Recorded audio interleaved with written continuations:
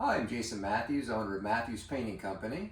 We continue our tutorial videos that we show each of our new employees to train them how to become professional painters. I'm going to show some basic setup and cleaning of what we call our air scrubber. That's this unit here. We have several in the company, and we actually use these on job sites to remove dust, mainly drywall dust, from the air while we're sanding. But there's also a filter where we can actually remove the paint odor as well, even though we usually use 0 VOC paints. So we're going to show you a basic setup. This air scrubber here can sit like this, or it can also sit like this. It works the same either way. This also is where the air comes out after it's being filtered, and this is where the air is actually sucked in.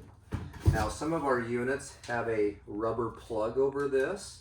I've really not found any use for that, so that is why it is off on this one. And then sometimes they just break off and they get lost in our vans. So upon arriving at every job or here at the shop, this is what we would like our painters to do. And if you have one of these in your company or at home, this will be helpful as well. There are several styles. We're going to go starting this by opening this up. You're going to see a couple filters here. I'm going to lean it against the door. This is the Hepa filter, so this is what really catches all the particulates. It doesn't do much for any paint odors. I'll show you that in a little bit. But we're going to pull this out. The direction that goes in is important. See this rubber on this side, this foam? When I put that back in, that's going to go down so that it actually, if you want to bring the camera in, seals against this outside lip here. You can see how clean this is. So that means as long as we've used this for probably over a year, none of this dust and drywall dust is getting into the air, which is a really good thing.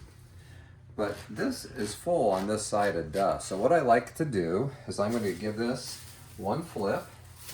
You can do this outside on plastic, but it's best if it's a hard floor. We're just in our shop.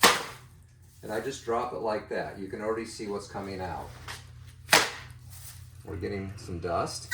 This one has been cleaned out recently, but you can see some of the dust that's coming out of that Hepa filter. So I'm gonna do that a few more times. Knock the dust out. You can use an air compressor as well. And I'm gonna go ahead, flip that with the foam end down, and we're going to just drop that right back in there. This is a pre-filter, so what this does is when it's sucking in the air, it catches the majority of the dust or the drywall dust when we're sanding. This is a little more difficult to get out. You do have to kind of work this a little bit. You can see it's really tight there. But once you pass that, you can pull this out. These are only about $4 to $5 a piece. These are 80 to 90 a piece. So we like to replace these quite often. When I pick on that, I can see a little bit of dust in there. Typically, I like to replace these before every job we go in, mainly because they're inexpensive. It's going to give our Hepa filter, which is very expensive, a lot more life. We can drop it on here just to see if it's going to clean up a little bit. So if we were out of these, at least that is better than nothing. You could also blow it out, put it back in. This is what they look like brand new. They're upstairs in our storage area. We're going to talk about this one in just a moment. So since this is pretty clean, I'm not going to replace it with a new one, but that's what a new one would look like. It's important that you see this arrow on here. It says airflow.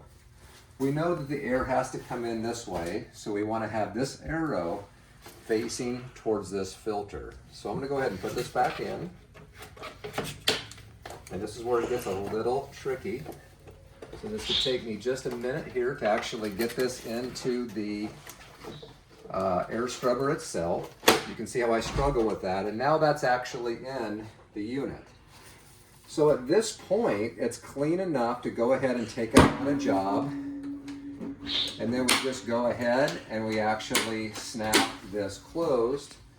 And now we're ready to plug it in, and we'll show you on a second video what we do to start it up. And it's pretty basic, but we'll go ahead and show you how that operates. So that's how we set it up for drywall dust and dusty conditions. Now, if we were to set it up for odor, So maybe we're in a home where it's strong pet odor, or let's just say it's even strong cigarette smoke from homeowners that smoke inside. And we know some of you do that. And we want to have a little bit better conditions to be able to have our painters painting. Or let's just say there's some odor of paint, which is usually minimal, or once in a while we're using some denatured alcohol, which smells like isopropyl alcohol when we're degreasing trim.